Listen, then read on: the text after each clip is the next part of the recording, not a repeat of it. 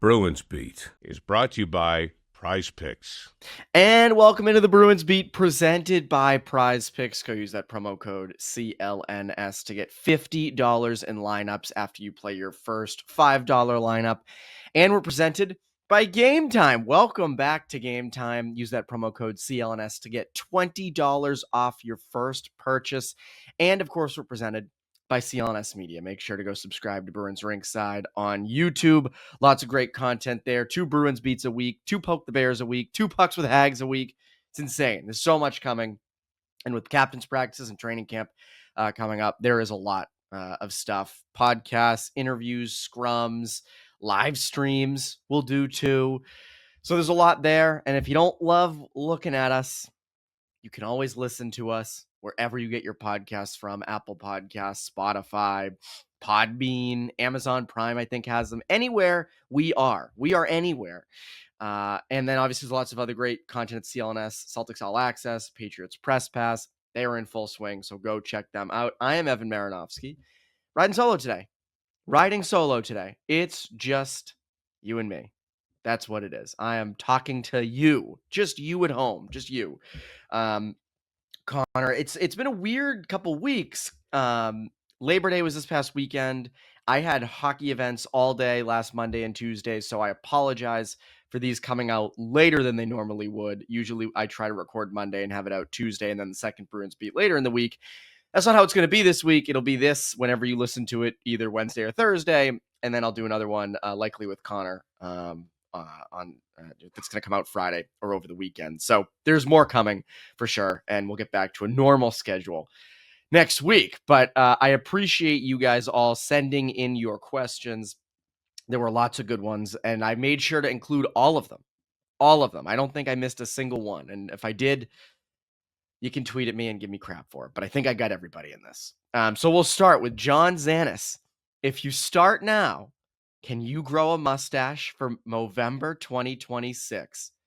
Well, John, this is a perfectly timed question, as I have been mistaken as Brent Burns by many people this week. Many people have said, "Oh my God, is that Brent Burns? Is that James Harden?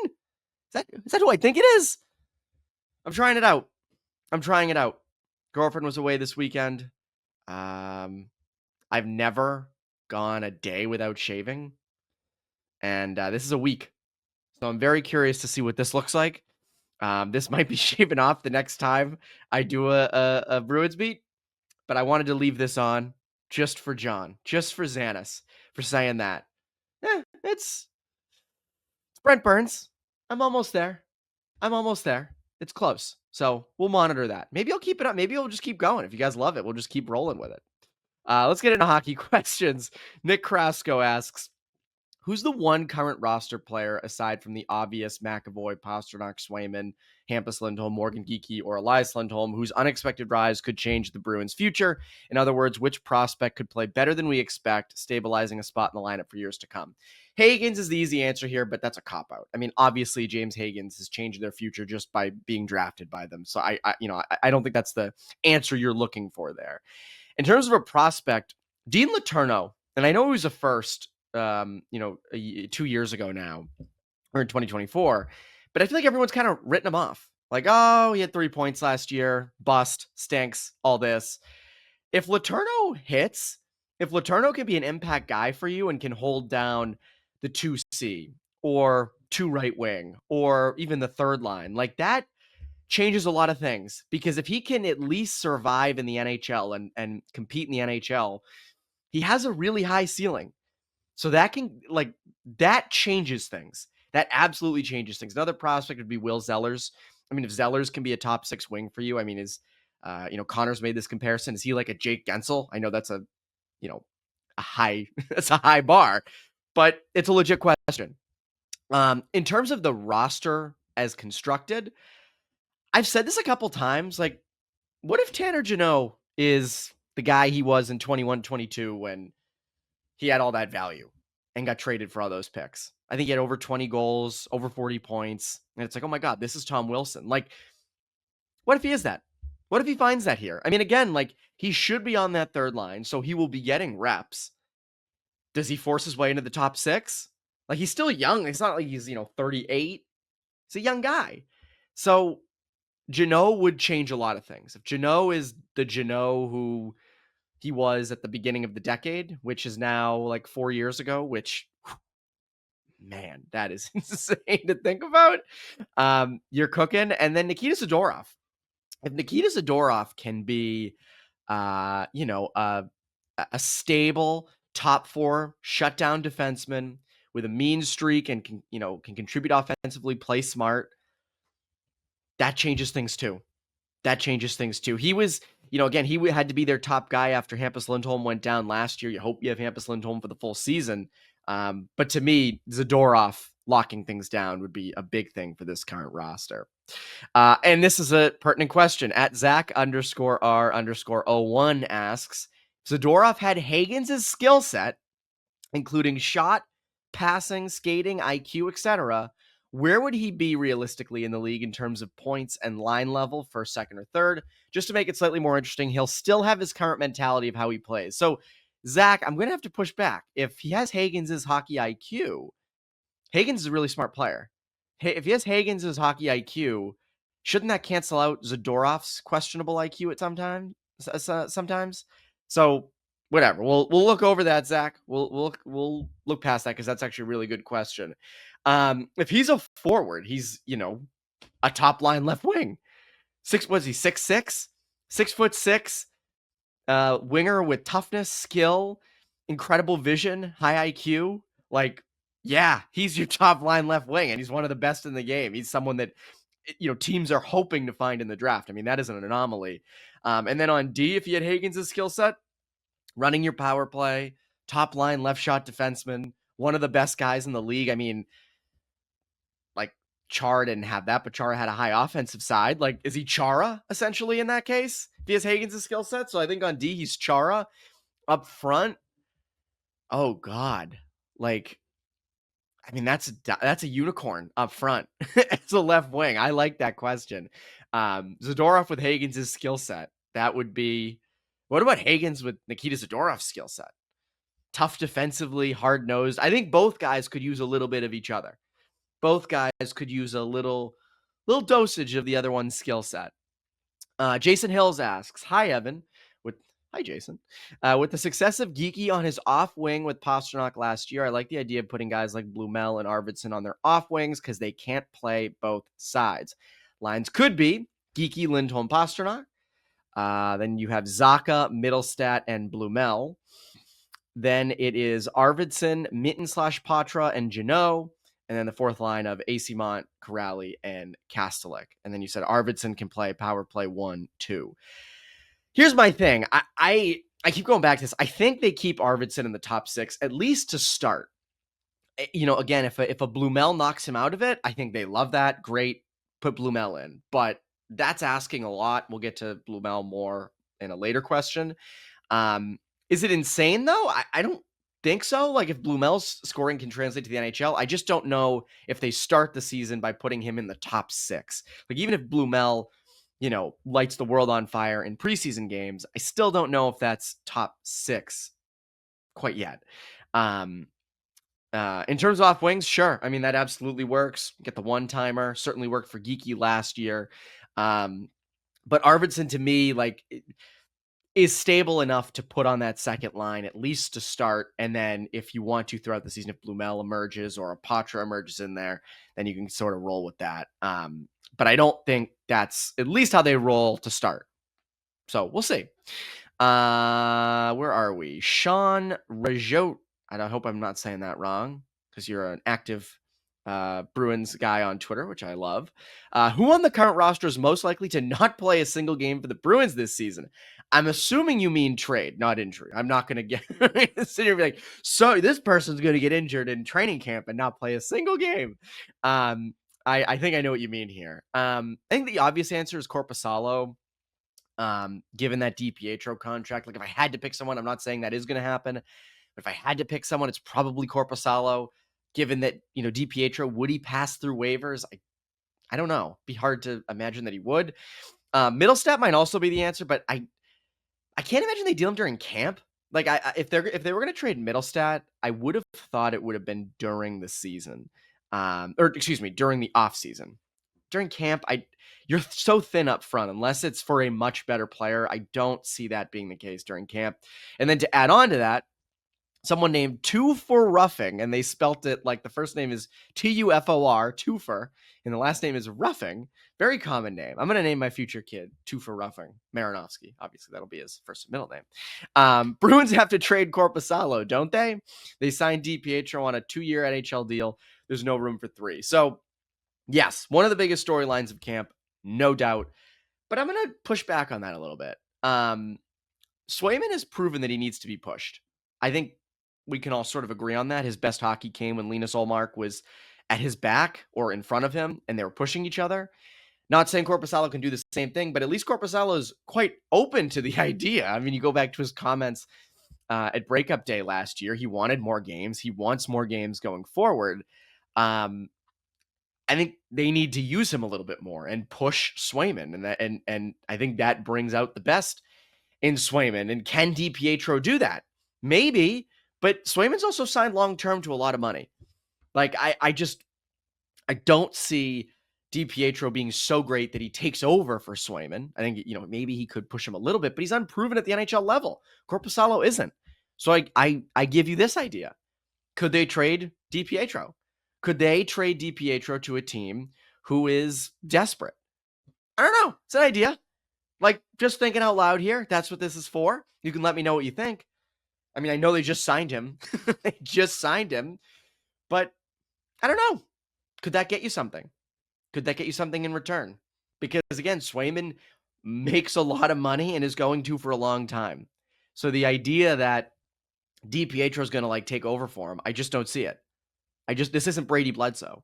So that's my idea. What if they do that? It's outside the box. It's insane. It probably won't happen. But what if they instead traded DiPietro? Because again, playoff teams are desperate. And if DiPietro looks, phenomenal in preseason and someone wants to give you a ton for him, I'm listening. Why would you not? So, idea. Just an idea. Thinking out loud. Mike O'Connor asks, hi, Evan. Hey, Mike. With 6 Bruins prospects suiting up for Boston College this season, do you think that helps their development going forward? Yes, I do. I'm not worried about that. My one worry, my one hesitation, is Letourneau going to get enough reps? And that's not because there are tons of Bruins prospects on that team. It's because they're BC and they have a lot of good players on that team. And to me, someone like Letourneau, his size and his skill set and where he is in his career, he needs the maximum amount of ice time and the maximum amount of reps and puck touches. No questions asked. He needs to be in a top 6 role. And I know people say he needs to earn it. He's a first-round pick. He's got a lot of skill. He needs time. And I'm not saying that BC should give it to him, but I've mentioned this on this podcast before. Like, if Letourneau doesn't get a lot of action this year at BC, does he look to transfer? Maybe. Like, that's what I keep going back to with him. So again, and that's not informed at all, but it's just playing time. And he needs to earn it, obviously. But at the same time, a guy at his size just needs as many reps as possible, as many puck touches as possible to be put in as many situations. And BC's stacked, as they always are. And so that is a worry. Another little worry would be like, how much playing time is Will Moore going to get? Obviously, Hagens is the number 1 center. Is Moore number 2? Is he the number 3 center? Do they put him on the wing?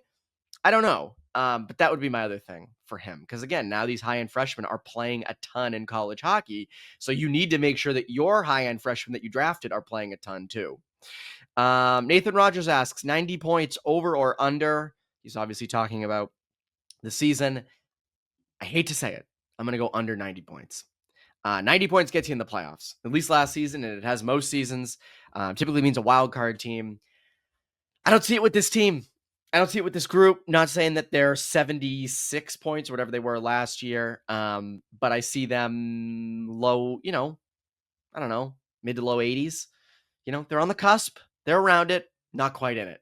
And again, like Zadorov's comments after captain's practice on Tuesday seem to indicate that they believe they're a playoff team. They want to be a playoff team, and they're motivated by people, like us saying that they're not going to be a playoff team. But on paper, I just don't see it right now. I'd be happy to be proven wrong, but I would go under 90 points. And And I just don't. I think that the Atlantic's too good, and I worry about their offense and their scoring. All right, and before we get to more questions, our friends over at Prizepicks, it's the best place to turn your sports knowledge into cash. With millions of members, Prizepicks has made daily fantasy sports accessible to all. Just pick more or less on at least 2 players for a shot to win up to 2,000 times your cash. Run your game all season long over on Prizepicks. So here's my thing, right? This upcoming season in football, I like Drake May. I like Drake May a lot. I like him so much. He's actually a starting quarterback for me on one of my fantasy teams. So first couple weeks of the season, I'm taking him more yards. I'm picking more yards for Drake May. I like Travion Henderson a lot too. They're going to be running the ball. He's going to be very active in the offense. I'm going more as well. That's my football analysis. That's my high level football analysis. Josh Allen also always a good guy to go more yards, more passing yards for. And so again, Prizepicks, the best place to win cash while watching sports. Join millions of users and sign up today. On Prizepicks, you can mix and match player projections from different sports. Combine your favorite basketball players with players from baseball, hockey, esports, and much more. Think about on this coming Sunday, the Red Sox and the Patriots. You can combine them. So you got 2 TVs, or you're watching one and the other, and it's fun. I love this time of year. And Prizepicks puts their members first, so all withdrawals are fast, safe, and secure. When my picks hit, I can get my money in as quick as 15 minutes. So sign up today and get $50 instantly when you play $5. Don't even need to win to receive the $50 bonus because it's guaranteed. Download the app today and use code CLNS to get $50 instantly after you play your first $5 lineup. That's code CLNS to get $50 instantly after you play your first $5 lineup. Prizepicks, run your game. Run your game over on Prizepicks. So where were we with questions? Lone Ranger asks, why haven't the Bruins retired Chara's number yet? I understand Bergeron said it's only been a couple seasons, but Chara's been retired since 2022 and already inducted into the Hall of Fame.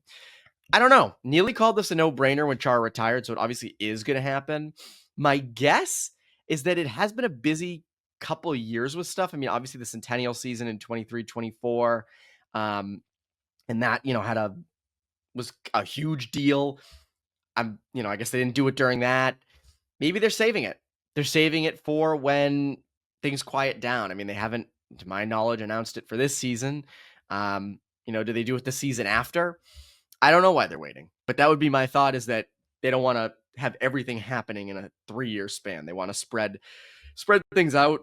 And I remember, because that 2011 10-year anniversary, I might be misremembering, but they didn't get to do a ton because it was during COVID. So they didn't get as much out of that as they probably hoped for. I know they had all that stuff at the Kowloon, but I don't think they got enough out of that. And that's not their fault. COVID happened. So I think they're probably trying to spread things out. Now we get into some different fun questions. Fun in the sense that they're, well, not fun. This is going to sound bad. Non-Bruins questions. I don't want to make the Bruins questions sound not fun, but some outside the box non-Bruins questions that are also very fun. Greta asks, as someone from Alabama, what are some spots I need to hit, I'm assuming in Boston, during my next visit? Well, Greta, first of all, welcome from Alabama. That is awesome. People are going to get on me for this, and Connor would be better to ask more I don't know, local spots in Boston. I didn't grow up in Boston. I grew up, 20 minutes outside of Boston. So I don't have the institutional knowledge that someone like Connor Ryan, who grew up in Southie, does. But I think people say these are too touristy and blah, blah, blah, blah, blah. I think these are really good spots. You're guaranteed to enjoy these. Mike's Pastry and Regina's in the North End. I know they're touristy in the lines. I'm sorry. Mike's Pastry is phenomenal, and so is Regina's. Regina's, that pizza is ridiculous. So to me, those are the 2 spots in the North End you got to hit. And walk the Freedom Trail. You can do that there. It takes you around a lot of Boston, so you get to see a lot of Boston history. It's very cool. I highly recommend both of those. You got to go to Fenway. Got to go to Fenway if you've never been. If it's a game, if it's a tour, it's so worth it. I would do both, honestly, because you see so much of it on the tour, and then you get to experience the game. But if you're coming in the winter, I would still do a tour. I still highly, highly recommend it. And then a good other one, walk through Beacon Hill. in the Common in the Public Garden. Walk through it. It's beautiful, especially on a nice day. Walk the Charles. You're going to get steps in here, which is the most fun part about this city. The Bartman Blues asks, this is outside the box. Top 5 horror movies from any decade. So I must say, I'm not a huge horror movie guy, but in like middle school, I did go through a pretty deep phase of horror films, like where my friends and I would watch scary movies and then sleep over and none of us would sleep. That was always really fun. I think the first horror movie I ever watched, it was called The Devil. It definitely wasn't good, but it scared the shit out of us when we were kids. It's called The Devil. It was like basically these people trapped in an elevator and one of them was possessed. And it ends with, well, you're never going to watch it. It ends with, I think like the old woman was like the devil and she killed everybody when the lights went out. That was it. But 6th grade Evan and his friends were scared insane levels. I always liked the possession scary movies more than like being hunted, if that makes sense.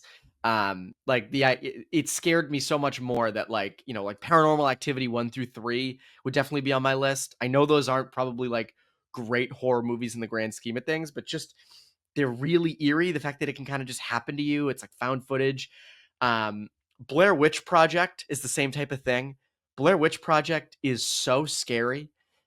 Even listening to, I don't know if you guys listen to the Rewatchables. It's done by The Ringer. They talk about movies. They did one on the Blair Witch Project, and I was listening to it on a long drive at night. And it's even like, I listened to it last winter, and just talking about it scared me. Like, it's just low budget, but weirdly realistic.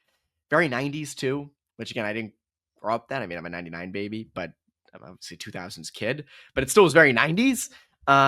So Blair Witch Project would definitely be one. The Conjuring is top of the list for me. That was insanely scary. Anything with James Wan and the Warrens, if you guys are into horror movies, look into Ed and Lorraine Warren. I believe they're both dead now. I think they're both dead. But they were ghost hunters, essentially. And they've had some stuff that's turned into crazy scary movies. Insidious, Sinister. Those would be 2 others that I was scared like crazy from watching. And those are all this decade, except for the Blair Witch Project. Or not decade, it's all from this century. Blair Witch Project, I think, was the end of the last century. And then this isn't scary, but it has it in the title. Scary movie, goated. Scary Movie was goated. I always loved Scary Movie. Just hysterical. I still find it funny. So those would be my horror films. Maybe there's some better ones that you guys could recommend. I'm really not watching them now. But I did when I was a kid, and I love to, have it so that I was scared and, slept with the light on for a night and all that stuff. So my mom and dad can attest to that. Back to hockey at that person 777. If the Bruins are completely out of it by the trade deadline, do you think they start shipping off pieces like Pastrnak, Swayman, or McAvoy? No, I don't. Here's why. Those are core pieces that you hope to draft.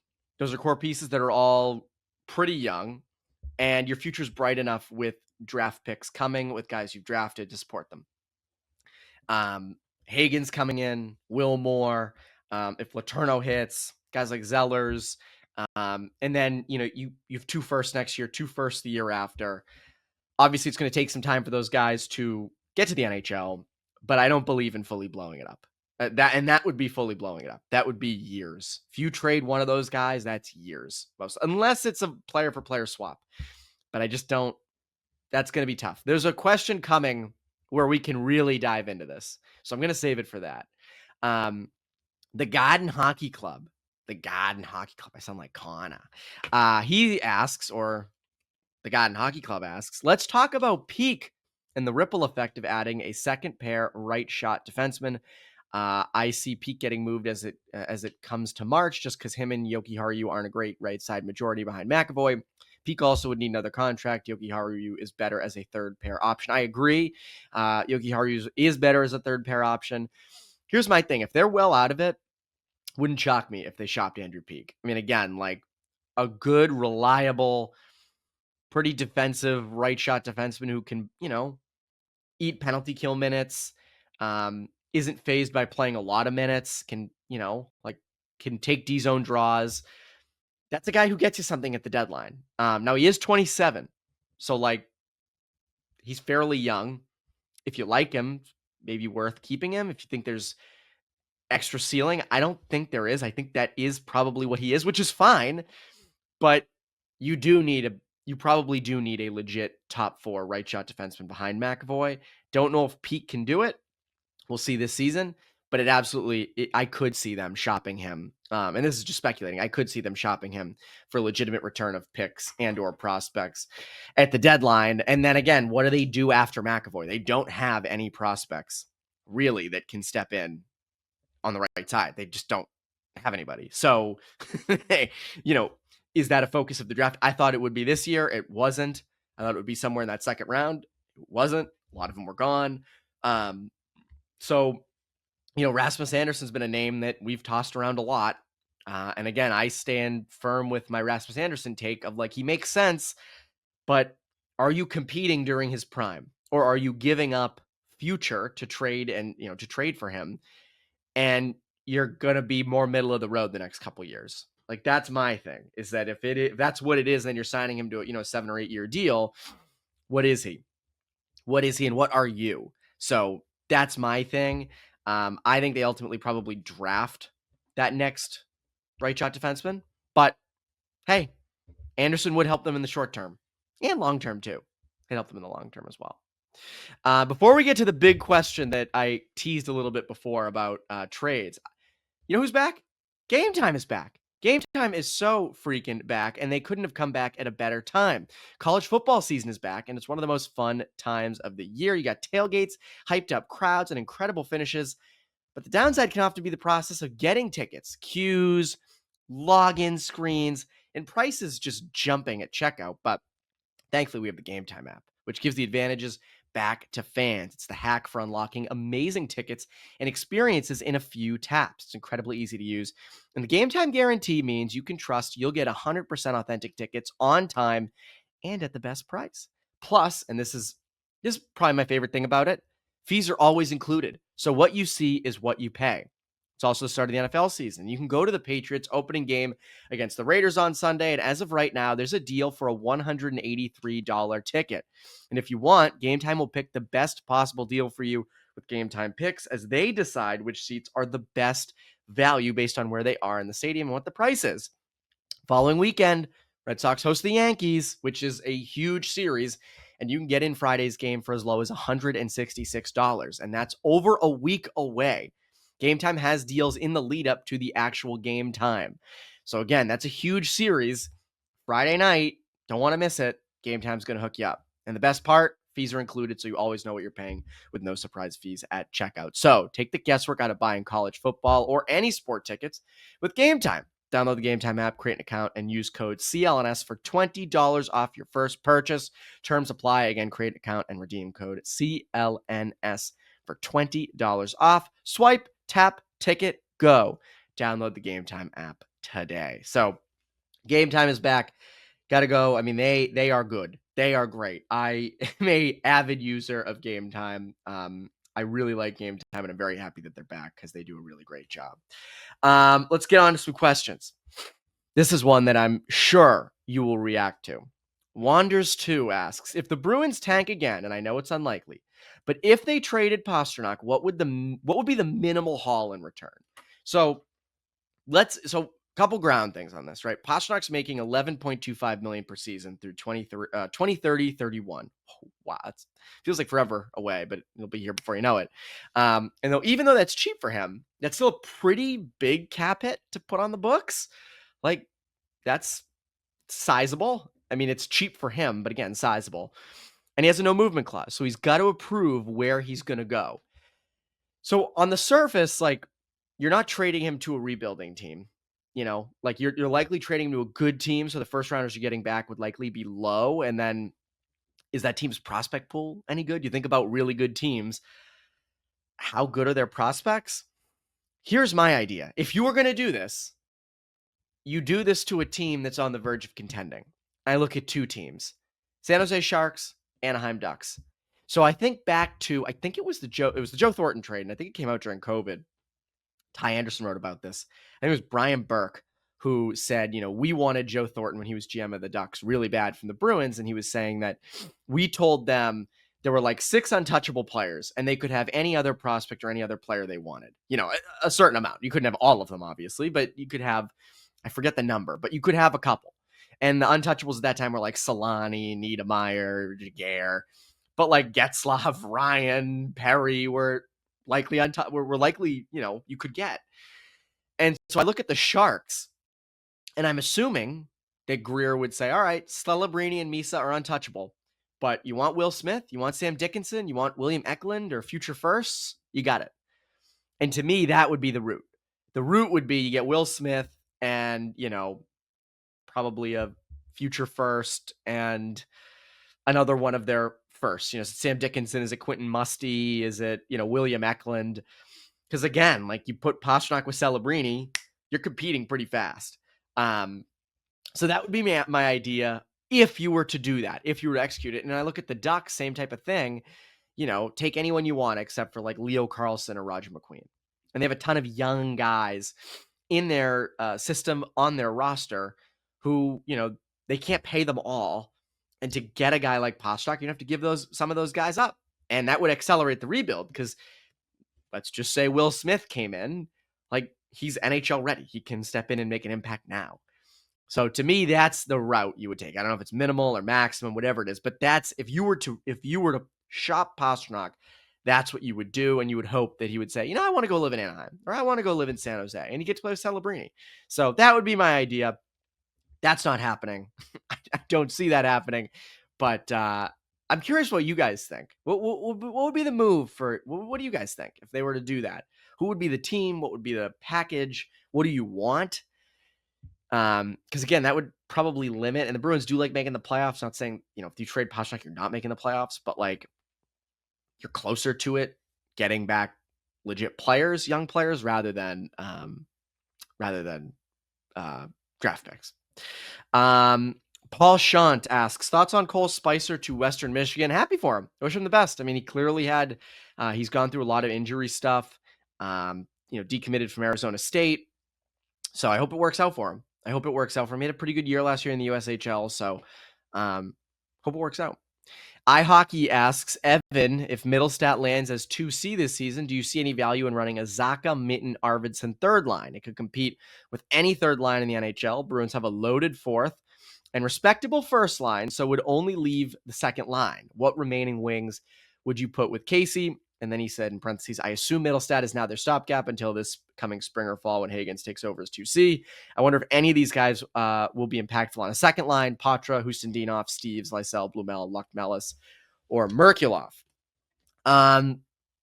So a Zacha, Minton, Arvidsson line, to me, Zacha is a top 6 forward. Just is. Especially on this team. You need Zacha in that top 6. And I agree, it gives you an advantage.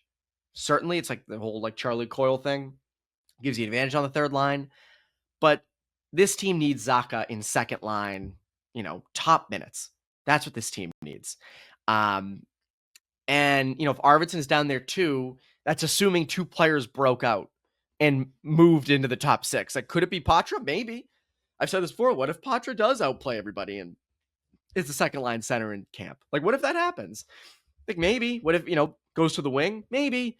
Lysell? I don't know. They've never been high on Lysell. I don't know. Like, I'm questioning if he makes the roster, let alone is their top 6 right wing or a second line right wing. And then we talked about Blumel earlier. That's asking a lot. Same with Steves. So could it happen? Yeah, it could.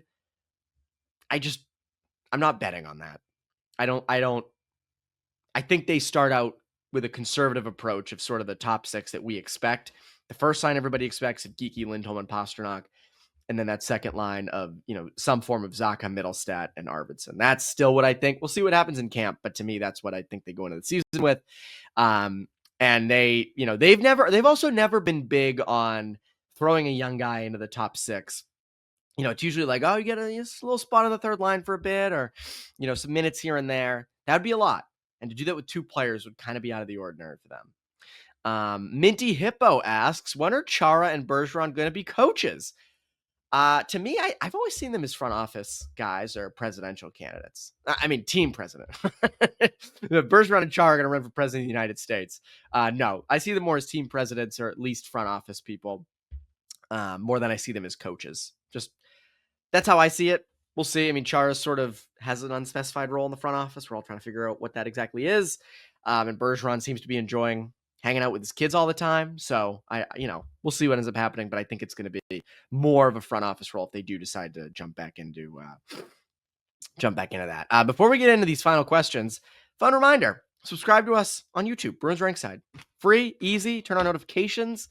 You get a lot of stuff, a lot of podcasts every week throughout the season. And as you guys just witnessed, the off season too, interviews, live streams, scrums after games, breakdowns, analysis, all that good stuff. And if you're just a fan of us and you're just listening, make sure to go subscribe to us on Apple Podcasts, Spotify, or wherever you get your podcasts from. And obviously, there's a lot of other great content at CLNS, Patriots Press Pass, Celtics All Access. Those channels are always humming on YouTube. So go subscribe to them as well. Let's continue. Mike asks, is the lineup they are rolling with what it is? I'm going to assume event, or will there be trades before opening night? If there was a trade, I would say it'd be Korpisalo. But if I don't know, if a younger player like Poitras surpassed Mittelstadt, do they try to trade Mittelstadt? Maybe. I don't think it's likely because I do think that, you got Mittelstadt back in that deal. I think they are curious. He does bring something to you up front that you haven't had. He is a really good playmaker. I want to see that through. I want to see what that looks like. So my guess is yes. I think the lineup looks the same as it does in camp, as it does the start of opening night. Top Shelf Cookie Sniper Hockey Show, what a name, asks, what is Poitras' ceiling for this year? Stable second-line center who posts 45 to 50 points. That's the ceiling. If you're getting that, you are doing backflips. Don Sweeney is doing cartwheels. He is walking in the press conference room, looking at Ty Anderson and waving at him and saying hello. That's what you're doing if Matt Poitras hits and does that, which I think is his ceiling kind of as a player. Or not as a player, but I think that's couple years into the league, that's what you hope he is. Good middle six, 45 to 50 point center. Good vision, all that stuff. But if he does that this year, you're happy. So I would say that's his ceiling for this year. I'm not saying he's going to hit that this year. I'm just saying that would be his ceiling. And then final question, Timothy asks, does our GM and president really think this lineup has enough talent for scoring goals to make the playoffs? Surely they can see how weak this group is. So here's my thing. I think they have built a low-scoring defensive team and are going to lean into that. Defense and goaltending. If they make the playoffs this year, I don't think it's because Elias Lindholm has 95 points and Pavel Zacha has 72 and Blumel breaks out. It's because they're limiting opposing chances. Swayman is good. Your defense holds up and you score enough to win games 3-2, 2-1. That's how they make the playoffs. They understand that. There's a reason that, Hagens was their pick. They know they need high-end offense. There's a reason they picked Will Moore at 51. They need, good offensive guys. Will Zeller's coming back in that trade. They know it. I don't know how you were going to, in free agency this offseason, really upgrade your offense enough to be back in contention. It just was, I don't think that opportunity really presented itself. So, I think they hope they score enough to, or that they defend well enough that they don't have to score a ton. Because I think that's the realistic goal. Now, could Elias Lindholm break out? Maybe. There's a lot of maybes in this episode. Maybe. Yeah, I absolutely could break out. And I think they hope he breaks out. Could Mittelstadt be a guy who's 65 points? Maybe. But that is asking a lot. And that's a sort of an outlier from where those guys have been. So, this has been fun. I enjoy doing these. I always appreciate your questions, your support. I can't thank you guys enough always for listening, watching, interacting with me on Twitter, commenting. I see the comments, interacting with me, wherever. I can't thank you enough. Sending in questions and listening and watching and whatever. I'm rambling here, but thank you so much. Again, we're presented by Prizepicks. We're presented by Gametime. presented by CLNS Media. We will see you next time, and that is Bruins Beat. I'm Evan Marinofsky. You Bruins Beat listeners, you go have a great rest of your week.